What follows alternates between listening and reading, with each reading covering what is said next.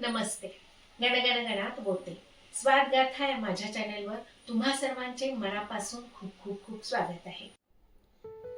आज आपण बनवणार आहोत आंबट गोड चवीचं पंचामृत. तर त्यासाठी काय काय साहित्य लागतं ते पाहूया. तर मी इथे घेतलेला आहे 1 वाटीभर गूळ. हे पहा, हा बारीक चिरून घेतला आहे. अर्धी वाटी तीळ, अर्धी वाटी शेंगादाणे, अर्धी वाटी खोबऱ्याचे काप, ओल्या खोबऱ्याचे काप आहेत. 4-5 हिरव्या मिरच्या बारीक चिरून घेतल्या आहेत.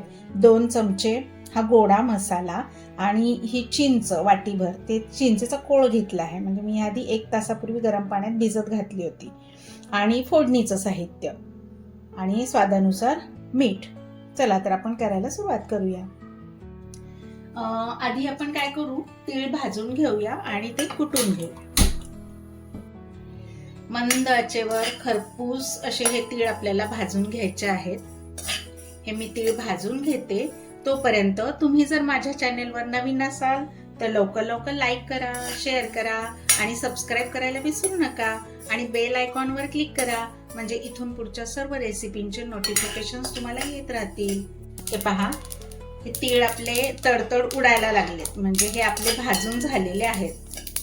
आता आपण गॅस बंद करूया आणि याला थंड करून घेऊया. हे तीळ थंड झाले की मग आपण याला मिक्सरवर वाटून घेऊया. हे पहा, तीळ मी याच्यात काढून घेतले आहेत. आता आपण हे मिक्सरला फिरवून घेऊया. हे पहा, तिळकूट आपलं झालेलं आहे. मिक्सरला फिरवून घेतले मी. आता आपण फोडणी करूया. हे पहा, 1 चमचाभर तेल टाकून घेतलं आहे. आता तेल तापलेलं आहे, त्याच्यामध्ये फोडणी करूया. आपण मोहरी टाकली आहे. ही मोहरी चांगली तडतडली की त्याच्यामध्ये जिरं टाकून घ्यायची.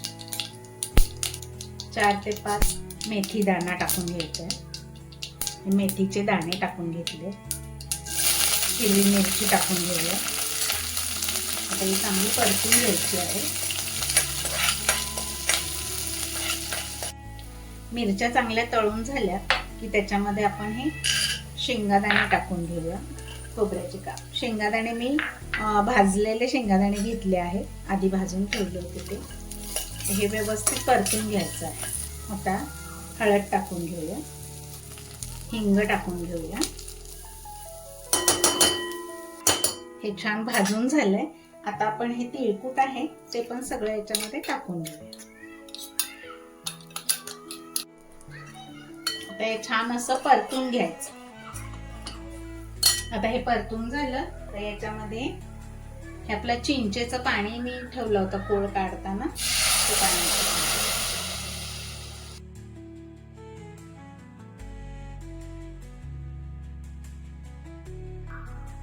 हा गोडा काळा मसाला आहे, 2 चमचे, तो टाकून घ्यायचा.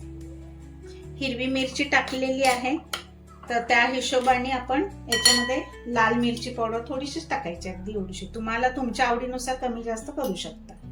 हे स्वादानुसार मीठ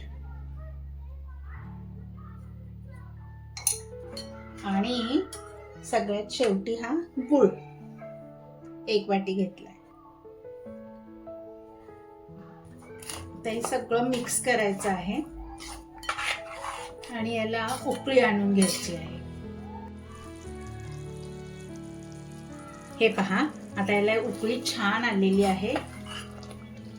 2 ते 3 उकळ्या आपल्याला काढून घ्यायच्या आहेत. आणि कन्सिस्टन्सी पण पहायची. थंड झाल्यानंतर हे थोडंसं घट्ट होणारच आहे. ताटात वाढल्यानंतर ओघळ नाही आला पाहिजे, अशी इतपत त्याची कन्सिस्टन्सी असायला हवी.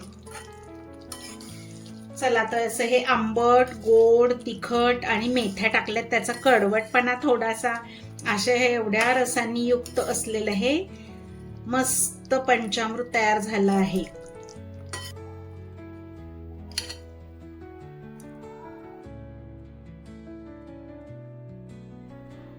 आवडलं का तुम्हाला हे पंचामृत?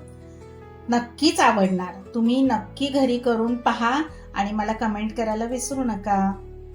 आणि ह्याच्यापेक्षा जर तुमची काही वेगळी पद्धत असेल ना, तर ती सुद्धा तुम्ही मला नक्की कमेंट करून सांगा. चला तर मग अशा स्वादिष्ट रुचकर रेसिपींसाठी पुन्हा पुन्हा भेट द्या माझ्या स्वादगाथा चॅनेलला. लवकरच भेटू आपण पुढील नवीन व्हिडिओमध्ये नवीन रेसिपीसह. तोपर्यंत मस्त खा आणि स्वस्त राहा. माझा व्हिडिओ पूर्ण पाहिल्याबद्दल खूप खूप खूप धन्यवाद. बाय.